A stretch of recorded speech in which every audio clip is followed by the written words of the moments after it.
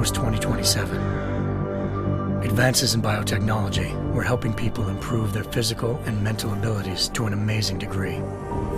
Provided, of course, they had enough money. A new breed of people was emerging, half human, half machine. And in Detroit, at least, not everyone was happy to see it. I'd just landed a job as head of security at Sarif Industries, a cutting-edge biotech firm. David Sarif himself handpicked me for the job, said he needed me to keep his people safe. My ex, Megan Reed, was one of them. Brilliant neuroscientist, Megan had found a way to make augmentation safe and affordable for everyone. All she had to do was present her research to Congress. But the night before her big meeting, my security measures failed. A team of Black Op mercenaries stormed into Sarif headquarters, massacring everyone in sight. 3 of the mercs were heavily augmented walking tanks. Their mission? Take out Megan and her team. I tried to stop them, but their leader tossed me through a plate glass wall. Last thing I heard as his bullets slammed into my brain was Megan's dying scream. I should have died with her. Only I didn't. High-end military-grade enhancements saved my life. The best augmentation Sarif's money could buy. It took me half a year to get a feel for her. Should have taken longer. But 6 months into my recovery, Sarif Industries was attacked again. This time, by a radical group of pro-human purists. Violent, militant, and fanatically opposed to human augmentation. They claimed to be members of Humanity Front, a non-profit organization that wanted the UN to limit biotechnology research. The thugs broke into Sarif's factory and found machinists working overtime on a top-secret military augment called the Typhoon. Sarif sent me to retrieve it, and when I did, I found one of the so-called purists next to it, wired with cerebral implants, trying to download its classified specs. Obviously, something more was going on. The AUG killed himself before I could question him. Sarif ordered me to dig deeper, so with the help of Frank Pritchard, Sarif's head of cybersecurity, I did. Turns out a second hacker had been controlling the AUG's actions from somewhere off-site. Pritchard and I tracked his signal to a secret FEMA internment camp in Detroit. The Black Op mercenaries were there. The same mercs who'd left me for dead 6 months before. Figured they'd try again when they saw me. It wasn't so easy for them this time. I took out the tank named Barrett, even got him to give me a new lead. A penthouse apartment in China. Of course, we both knew it would be a trap in the end.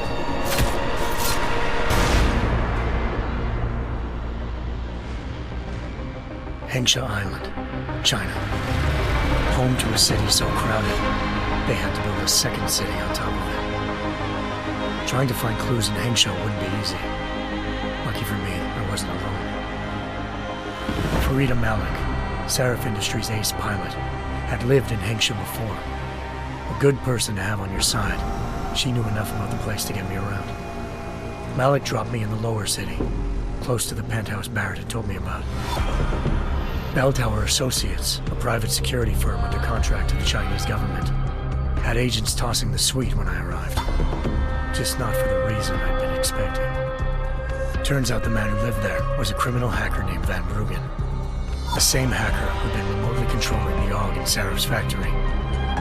Van Bruggen's panicked decision to force the man to commit suicide had been a mistake. Now his mercenary partners were gunning for him, and I needed to find him before they did. Locating Van Bruggen meant playing nice with the Triads, Hengsha's organized crime lords. They had the hacker holed up inside a low-rent capsule hotel. By the time I found him, Van Bruggen had no qualms giving up the woman who hired him. Zhao Yunru, president of the Taiyang Medical Corporation. According to Van Bruggen, Zhao wanted to monopolize the augmentation industry and had hired Black Op mercenaries to destabilize her competition. Sarif Industries was at the top of her list. To prove this, I needed to get inside TYM and grab a surveillance hologram off a server. I suspected Van Bruggen was hiding something when he told me this, but nothing could have prepared me for what I saw. Megan wasn't dead. She and her 4 best researchers had been kidnapped, spirited away somewhere while their kidnappers made it look like they were dead. Desperate to learn more, I confronted Zhao in her penthouse. She claimed to be a pawn in a bigger plan, and hinted at a group so powerful it controlled global interests at a whim. Then she slipped into a panic room and hit the alarm, forcing me to make a very quick exit. I figured Zhao was lying, but part of her confession made sense. David Sarif had been worried about his people. So worried, he'd required all of them to have subdermal locator devices surgically implanted. The GPOs would have been broadcasting the day of the attack. But Zhao said a single call to Picus, the world's leader in global 24-hour satellite news, had turned those signals off. I needed to fly to Picus headquarters in Montreal if I wanted to learn more.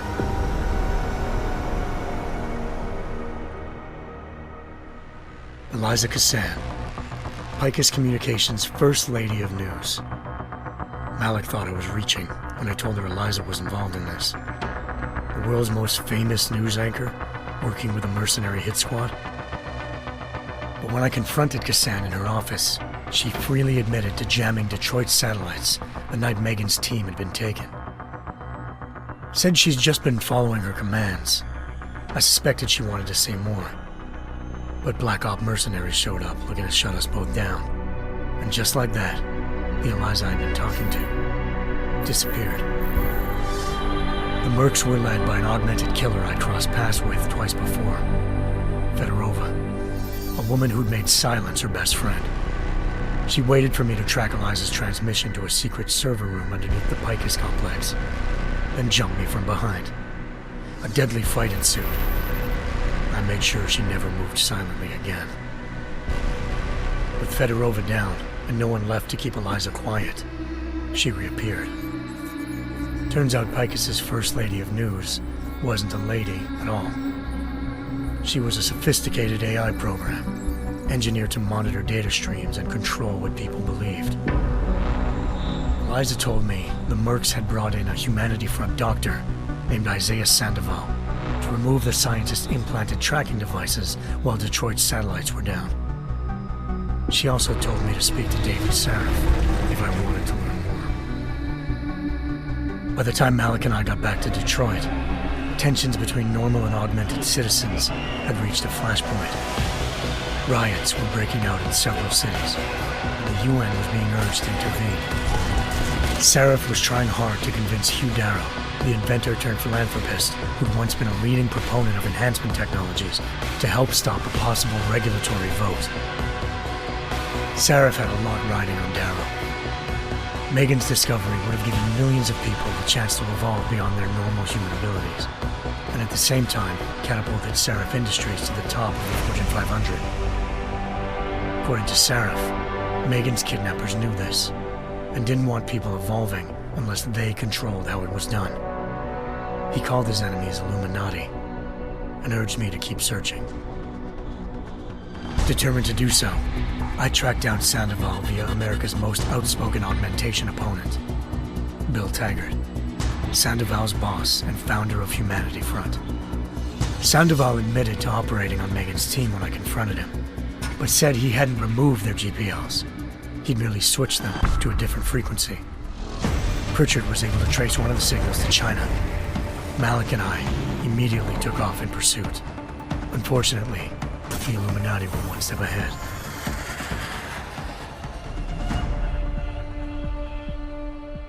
Ambushed. Shot out of the sky by Bell Tower Associates, seconds after entering Hengsha's airspace.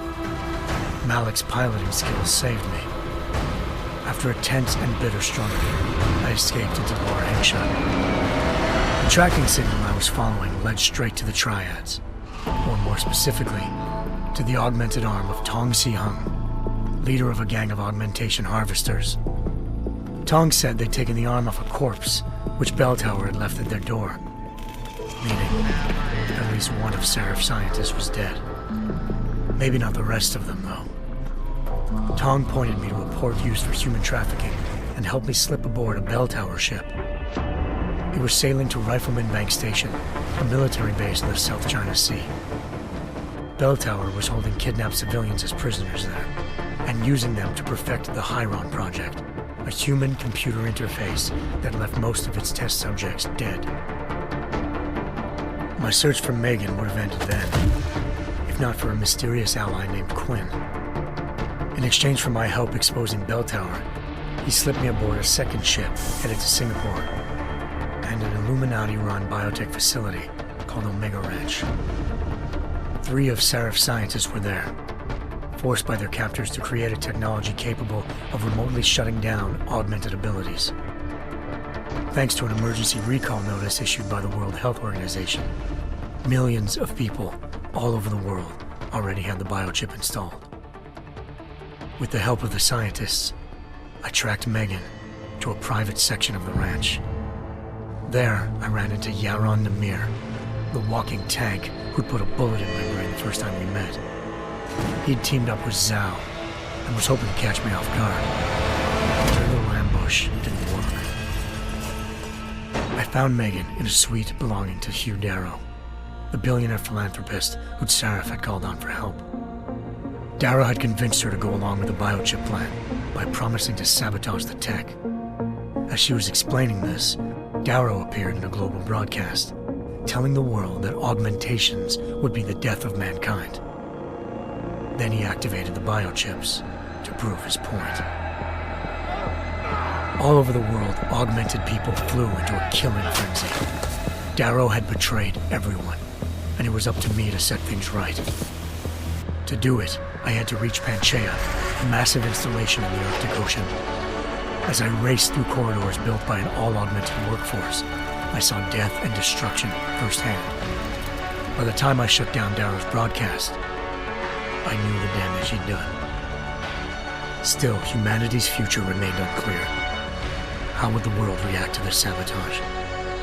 Would people ever regain their faith in augmentations again? What would be the Illuminati's next move? Only time could give us the answers.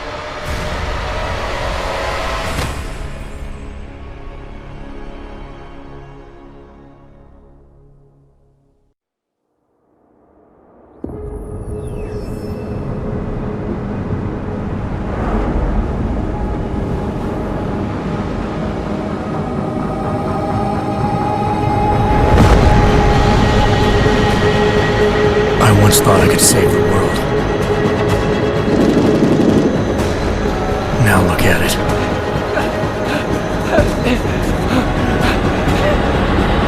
In yet another augmented terror attack, 251 passengers aboard Sister Airlines Flight 451 were killed when an augmented passenger broke into the plane's cockpit and ruthlessly butchered its flight crew.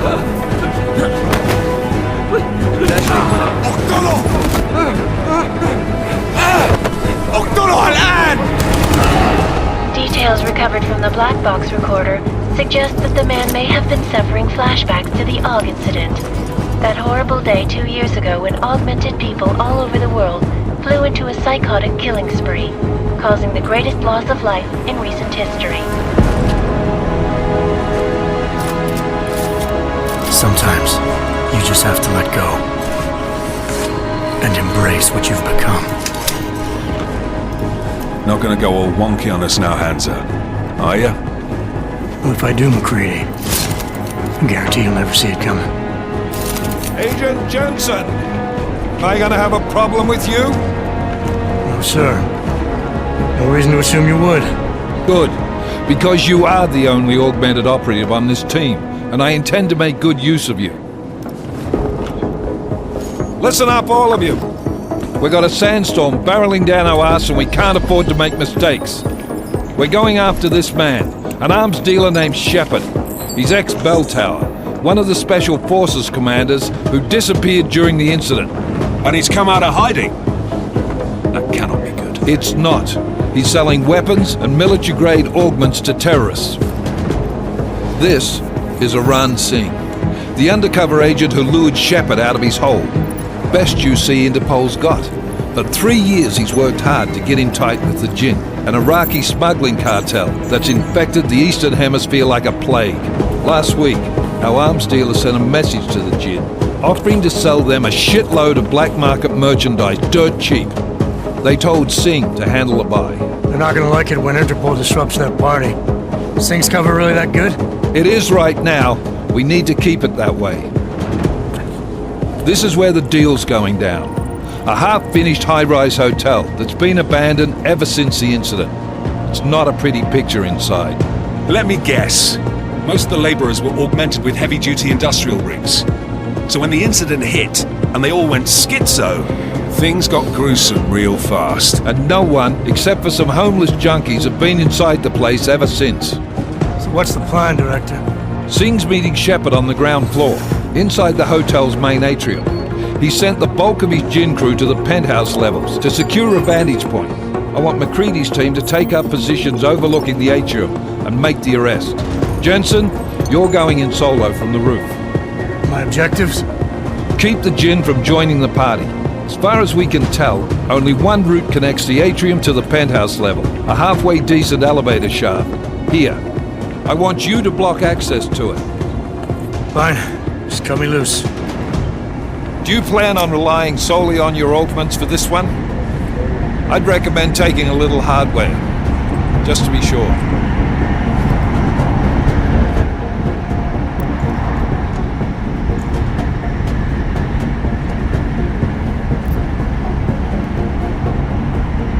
I'm not leaving my 6 exposed. Give me something lethal. Your call, but Singh's undercover in all this. So watch your fucking sights. What about range?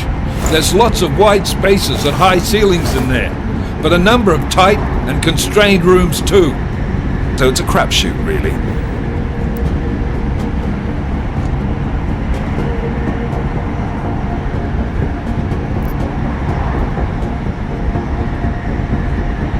Well, I'm not looking to play dice with anyone in there. Give me something with distance. Your call. Less chance of being seen and compromising Singh that way. One last thing, Jensen. Singh said the Jinn are using some sort of portable Wi-Fi device to boost communications. He's got a better chance of maintaining cover if you disable it. We'll keep an eye out for it. But aren't we on the clock here? You said there's a sandstorm moving in. There is, and we got the intel on this mission at the very last minute, so we're scrambling a little. If it comes to it, your number one priority is keeping the Jinn out of that atrium. Copy that. Time to put away your heavy thoughts, gentlemen. We're approaching the target building. You're up first, Jensen. Let's do this. Task Force Actual. This is Knife Leader. Engage Hush drives and descend to Angels 1-5.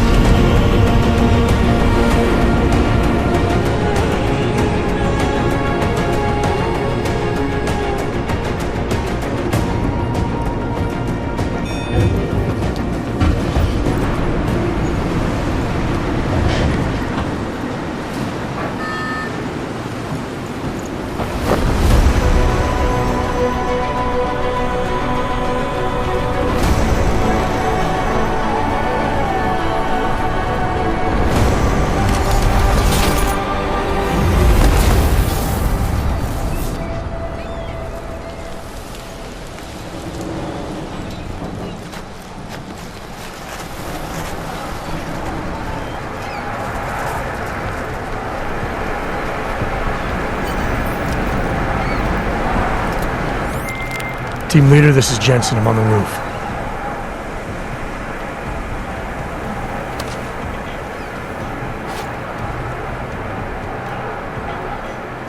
Roger that.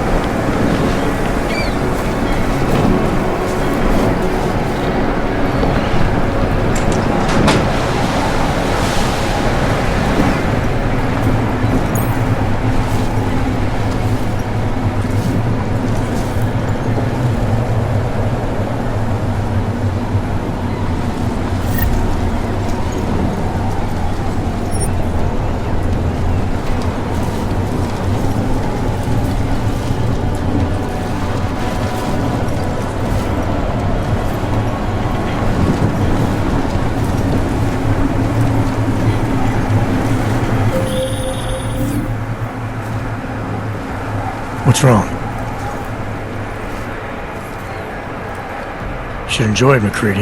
They have colors and shapes. Just remember, red means bad.